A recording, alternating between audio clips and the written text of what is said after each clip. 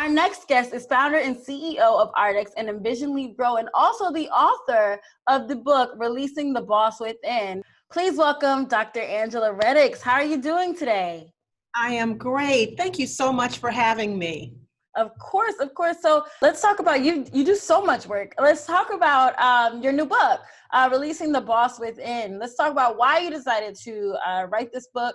What was your inspiration? And we're going to get into this virtual book tour that I am in love with. Let's talk about this book. The book is Envision Lead Grow, Releasing the Boss Within, because regardless of where you sit, regardless of if you're an employer, an employee, a business owner, we each have a boss within us.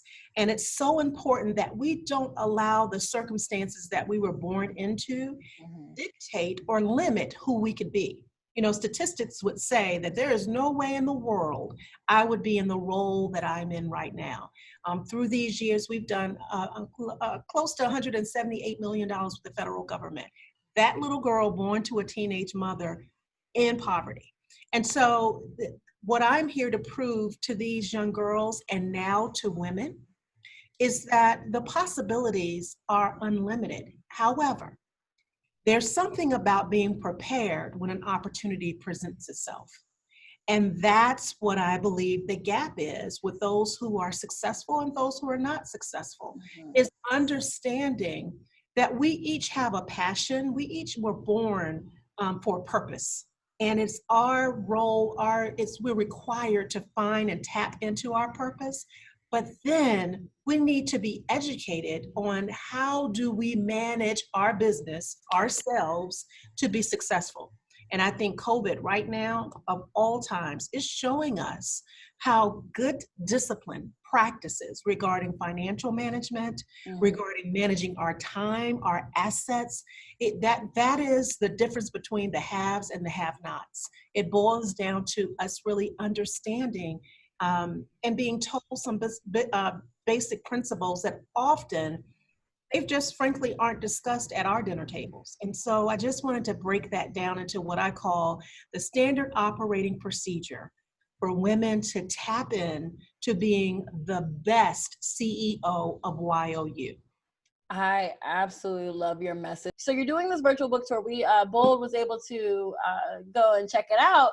And you have another one coming up. And I'm honestly impressed that you guys were able to take something that should have been in person and turn it virtual. Let's talk about the speakers that you've brought on. These speakers, and there were 9 total speakers, from chapter 1 to chapter 9, and then I closed out with chapter 10. I love the fact that they were able to take each chapter, the theories that I laid out in the chapters, and they were able to translate that into their own life and leave nuggets of information.